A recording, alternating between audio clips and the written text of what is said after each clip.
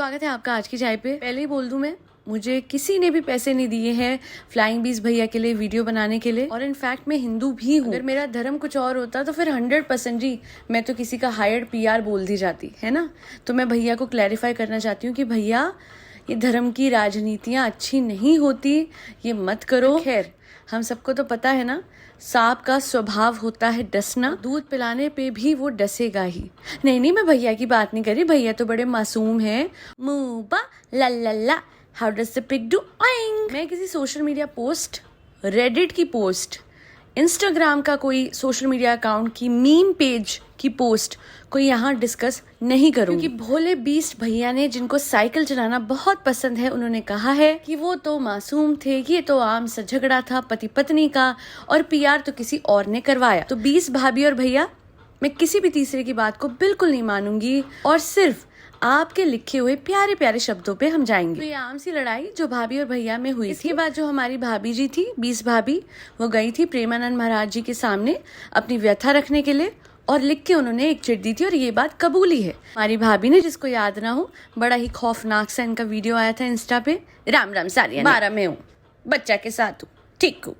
तो एनीवेज, जहाँ पे इन्होंने कहा था कि रितु आर्मी सो कॉल्ड हितकारी, you should be ashamed. So keeping everything aside, I will not support her, क्योंकि कर दिया इनको गलती से भी सपोर्ट तो अशेम्ड बोल देंगी, तो नहीं जी नहीं, no no no no no no support. हाँ, बहरहाल जो शब्द थे रितु भाभी के, प्यारी भाभी के, वो ज़रा मैं आपके सामने वर्बेटम बोल देती हूँ, क्योंकि अगर मैंने लेफ़्ट राइट या ऊपर नीचे कोई भी एक शब्द हल्का सा भी बदल दिया तो मुझे 100% किसी का हायर्ड पीआर बोल दिया जाएगा और मुझे ये बर्दाश्त नहीं है भाभी भैया। नहीं, मैं तो अपने भोले भाभी भैया के शब्दों पे ही जाऊंगी, विच वॉज चिट में लिखा हुआ था, महाराज जी आपके चरणों में कोटि कोटि प्रणाम।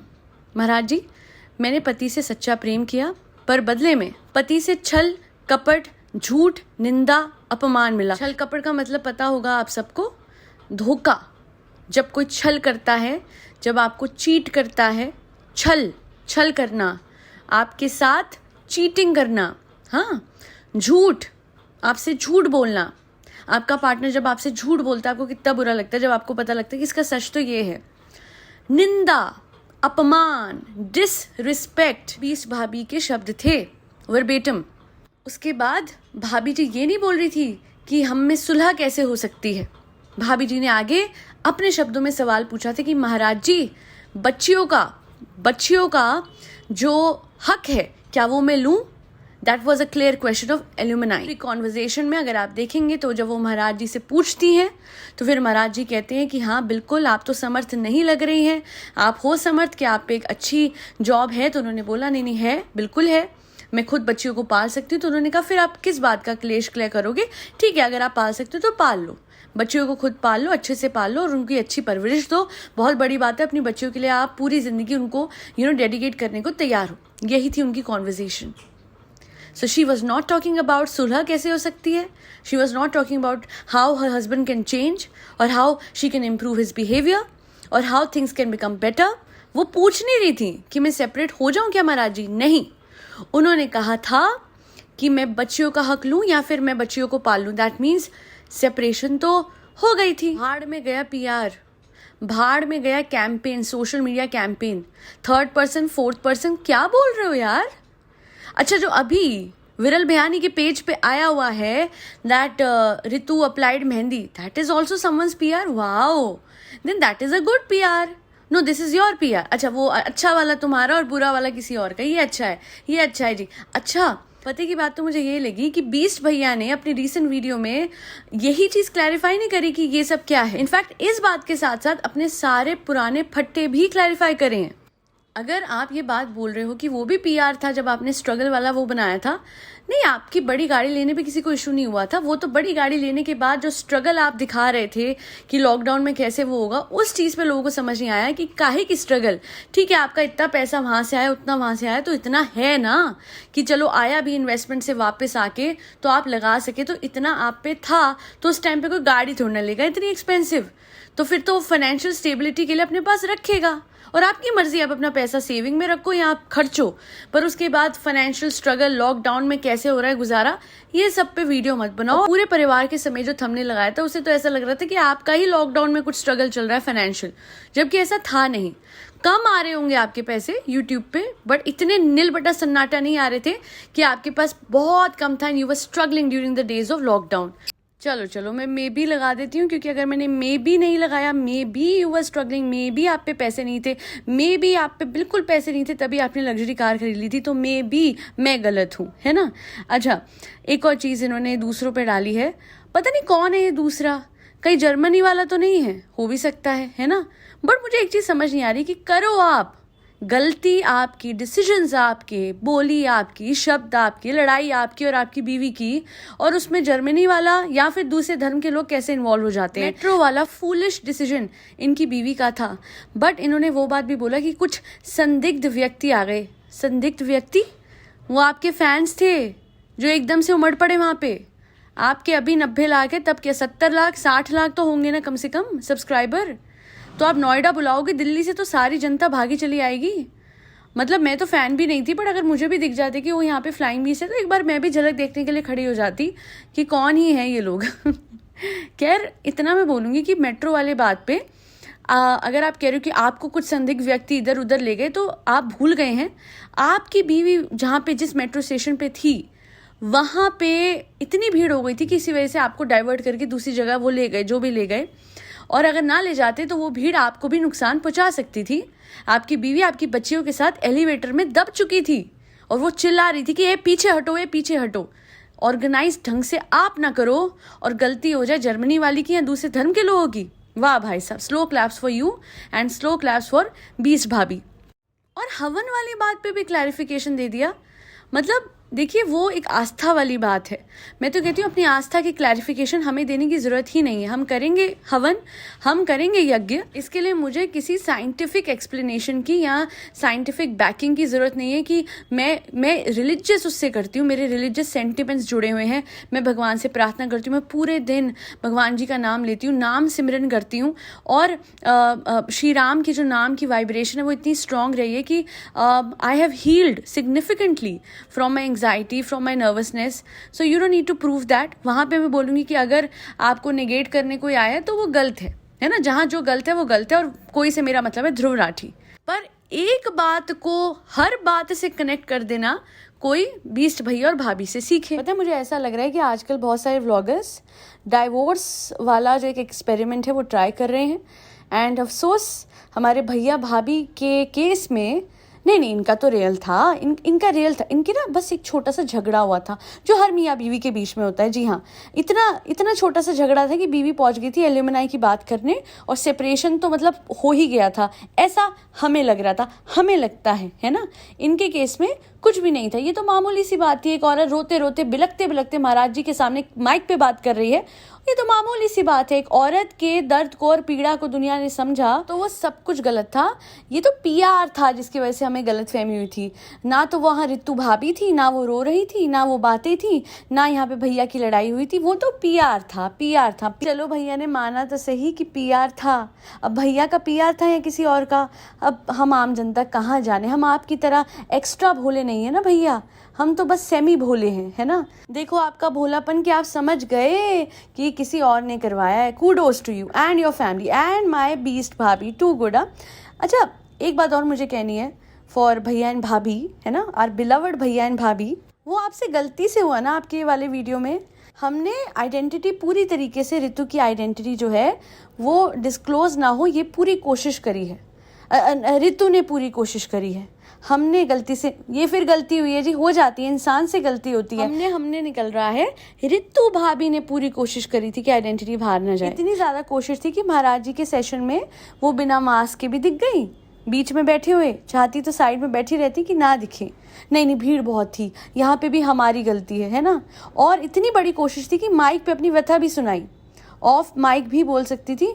किसी को आवाज़ ना सुनाई देती तो हवा में तीर चलाते रहते लोग, स्पेकुलेशन ही रह जाती। चलो एंड में इस बात की मुझे खुशी है कि वो दोनों बच्चियों के सिर पे माँ बाप का साया वापस से आ गया है। इतना तो वैसे अब हर व्लॉगर को समझ जाना चाहिए कि ये डाइवोर्स, ये सेपरेशन, ये बहुत पुराना पैतरा हो गया है और किसी के लिए वर्क नहीं करेगा। नहीं, इन्होंने तो जेन्युइन रखा था। देखिए ये लोग जेन्युइन हैं, ये कोई और है जिसकी वजह से सब कुछ हुआ है। ये दोनों तो दूध पीते बच्चे हैं। Mooba la la la, what does the pig do? Oink. Fan का है लच्छी, फैन लच्छी। हाँ नहीं तो ड्रामे। और आखिरी में कमेंट आया था, कल ही आया है तो वो ज़रूर मैं डिस्कस करना चाहूँगी। इन्होंने लिखा है in the last video flying bees the cows became health scare of the crackers he was burning and they were all laughing, he is such a weirdo. ये समझने में आपको इतना टाइम लग गया? मैं तो बहुत पहले ही समझ चुकी थी कि ये भाई साहब बहुत बड़े वियर्डो हैं, बहुत वियर्ड पर्सनैलिटी है इनकी और बहुत ज़्यादा वियर्ड कंटेंट अपलोड करते हैं जहाँ बच्चों पे और पशुओं पे और जानवरों पे बहुत एम्फेसिस दी जाती है एंड फिर कन्वीनियंटली अपने कुत्ते को बाहर निकाल दिया, भाई तेरे से कंटेंट निकल गया, ओके टाटा बाय बाय। वो तो एक बात थी, पर आप फार्म में तो खड़े होके पटाखे नहीं फोड़ सकते ना। वहाँ पे इतने सारे बेजुबान थे, इतनी सारी गौ माता थी। एक तरफ गौ हमारी माता आप ये बोलते हो, एक तरफ आप उनकी सेवा करना दिखाते तो हो अपने व्लॉग में, है ना, फार्म लाइफ को बड़ा प्रमोट करते हो एंड ऑल ऑफ दैट। तो आपको फील नहीं होता है पशुओं के लिए, आपको फील नहीं होता बेजुबानों के लिए कि वो डर रहे हैं कि आपको पटाखे इतने पास, उनके प्रॉक्सिमिटी में इतने पास खड़े होके नहीं फोड़ने चाहिए थे बिकॉज वो डिस्टर्बिंग हो सकता है। आप कहीं दूर जाके भी कर सकते थे। ऊपर से अपनी वाइफ के साथ बिहेवियर देखिए, मतलब बीस भैया कैसे इंसान हो तुम। एक तरफ बड़े मॉडर्न और एडवांस सोच लेके चलना और दूसरी तरफ मतलब हाथ तो बटा देते। इतनी बड़ी कढ़ाई में इतना सारा हलवा बनना था, वो कितनी देर, सोचिए अगर टाइम लैप्स में इतनी देर तक वो लगातार उसका हाथ चलते हुए दिखा है, दैट मीन्स वो कितनी देर इतनी बड़ी गर्म कढ़ाई के ऊपर खड़ी रही। एंड रादर देन आस्किंग हर कि चलो मैं थोड़ी हेल्प कर देता हूँ, अब तुम बैठ जाओ। यार आप छींटे क्यों उड़ा रहे हो? ओ भाई साइड होके बैठ जाना, छींटे क्यों उड़ा रहे हो? मतलब तुम हाथ नहीं लगा सकती। ये कौन सा रूल है जी कि औरत अगर चूल्हे पे लगी हुई है तो आदमी बैठेगा ही बैठेगा? What is this? हम कौन से एरा में जी रहे हैं? अभी तो मैं बोलूँगी इससे बेटर तो वो खालिद है सबा वाला, पूरा दिन वो एक उसके लिए डिश बनाने में लगा रहा, उसकी कोई मेल ईगो ही नहीं है। हाँ मतलब वो उसके पैसों पे जी रहा, वो एक अलग चीज़ है, बट स्टिल वो एफर्ट पूरे डालने की कोशिश करता है just to make her happy ना। मैं अगर इतनी देर लगी हुई हूँ ना कोई डिश बनाने में और इतनी मेहनत कर रही हूँ और फिर मुझे आगे से बोला जाएगा यार तुम छींटे उड़ा रही हो, तो मुंह पे जवाब दूंगी मैं कि तुम इतने दूर बैठे, तुम्हें छींटे पड़ रहे हैं और मैं पास में खड़े होके लगातार कड़छी चला रही हूँ, तो मेरी क्या हालत हो रही होगी, मुझ पे कितनी हीट आ रही होगी। यहाँ पे औरतें बोलती क्यों नहीं है? सिर्फ पायलट बनने से या फिर बैठ के हॉरर फिल्म वाला एक छोटा सा वीडियो बनाने से इंस्टा पे, मारे पति ने मारे को स्ट्रांग बनाया, मारे पति ने मारे को पता है तो थारे को पता है, तो फिर बोलती क्यों ना? बोल ना कि तमीज में रहो, बात कैसे कर रहे हो? पायलट बनने से कुछ ना होवे, एजुकेटेड होने से कुछ ना होवे, मुंह तो खोलो कि भाई बिहेव, ढंग से बात तो कर ले। वो इतनी ज़्यादा अच्छी जॉब पे है, रिप्यूटेड है, पढ़ी लिखी है, उसकी कोई इज्जत है समाज में। Talk to her with manners in front of 10 other people and doesn't matter मियाँ बीवी है, नहीं ऐसे ही होता है, नहीं ऐसे नहीं होता है। हमने बेसिकली समाज में औरतों को किचन तक महदूद किया है, लिमिट किया है, और जो आदमी हैं वो बैठ के इस बात को बड़ा प्राउडली वो करते हैं कि पूरे दिन औरत भी काम से आएगी, आदमी भी आएगा, बट खाना औरत ही बनाएगी। ऐसा नहीं है, ये अदर वे राउंड भी हो सकता है। बस आज भी अफसोस ये सोच जो है हमारी बड़ी पिछड़ी आज भी सोसाइटी में रह गई है कि औरत ही सीधा किचन में जाएगी और आदमी सीधा रूम में आराम करने जाएगा। So we need to change this. और अगर दोनों को ही काम नहीं करना है क्योंकि दोनों थके हैं, तो आदमी पे भी कोई कंपल्शन नहीं है। Keep a cook for your self if you can. अगर बैलेंस की बात आती है तो दोनों तरफ से होना चाहिए। और आखिर में इतना ही बोलूँगी that I wish all the best to beast bhabhi and bhaiya for their future. अपने बच्चों का सोच के करना जो करना, क्योंकि अल्टीमेटली जो भी आप कंटेंट के लिए कर रहे हो या नहीं कर रहे हो, everything is going on social media and something which goes on social media stays here forever. सो आपकी बच्चियों ने बड़ा होना है और फिर उनको बाद में बड़ा कुछ पता लगना है आपके बारे में। So be very wise while using social media. और हाथ जोड़ के हर किसी से बोलूँगी कि कभी इन व्लॉगर से इंस्पायर होकर अपने बच्चों को सोशल मीडिया पे डालना मत शुरू कीजिएगा। इस सोशल मीडिया पे बड़े ही अतरंगी लोग भरे हैं और कुछ ऐसे राक्षस हैं जिनकी नीयत बिल्कुल अच्छी नहीं है। तो बेटा हो या बेटी, सहेज के रखिए अपने पास, वो आपका ट्रेजर है। ये बच्चे, इनकी परवरिश बहुत अच्छे से करें। सोशल मीडिया से दूर करेंगे तो उतना ही बेहतर इंसान बन के ये बच्चे निकलेंगे। व्लॉगर्स ने अपनी मजबूरी बना दिया बच्चों का कंटेंट के लिए इस्तेमाल करना, but trust me, vlogging can be done without kids as well. अगर इनोवेटिव हो इंसान तो बहुत कुछ कर सकता है, और एकदम ही ढीला हो जाए और लेजी कंटेंट बनाने पे आ जाए तो बच्चों की बीमारियों को भी थंबनेल पे यूज करने से बाज नहीं आते vloggers. That is exactly when I believe that they have hit a new low. The lowest point on social media is to use your kids for views and money. Trust me, मेहनत की 2 रोटियां बच्चों को दिखा दिखा के views लेके पैसे कमाने वाले पिज़्ज़ा या पास्ता से कहीं ज़्यादा स्वादिष्ट भी होती है और गैरत वाली भी होती है। आज के लिए इतना ही। आई होप आज की पॉडकास्ट आपको पसंद आई है। अगर आई है तो आपको पता ही है आपको क्या करना है। फरी बच्चों का ध्यान रखना है, और क्रैकर्स कहीं आप फोड़ रहे हैं, देखिए मैं मना नहीं करती, बिकॉज सबके अपने अपने धार्मिक बिलीव्स हैं, है ना। आप दिवाली धूमधाम से मनाना चाहते हैं, कुछ दिए जला के तो कुछ क्रैकर्स फोड़ के, पर कम से कम कम नॉइज़ वाले क्रैकर्स तो आप यूज़ कर सकते हैं। और फरी बच्चों से दूर, और अगर हो सके तो पनाह दीजिए फरी बच्चों को अपनी बिल्डिंग में, सो दैट अगर वो परेशान हो रहे हैं क्रैकर्स की नॉइज़ से तो वो कहीं प्रोटेक्टेड रहें और कवर्ड रहें। और कोई भी फरी बच्चा आसपास आपको दिखता है, कोई पटाखे फोड़ रहा है उसके आसपास है, तो उसको वहाँ से दूर करने की कोशिश करिए। Do your bit for the society and this society will become a better place. फरी बच्चों को खाना भी खिलाना है, भूलना नहीं, जिसमें कैट्स, डॉग्स, गौ माता और बर्ड्स सब आते हैं। And last but not the least, have an amazing festive season. I hope आपके घर में दिवाली की तैयारियां, दिवाली की साफ सफाई शुरू हो चुकी है। लक्ष्मी माँ का आगमन होने वाला है। May God bless you, may Lakshmi माँ, may lord Rama bless you with lots and lots of love, light, prosperity, health and wealth. जय श्री राम, राधे राधे, हरे कृष्णा।